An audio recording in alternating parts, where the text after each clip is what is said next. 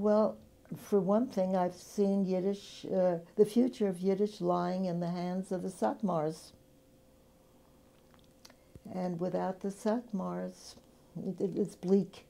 And all of us who were secularists really did nothing for Yiddish.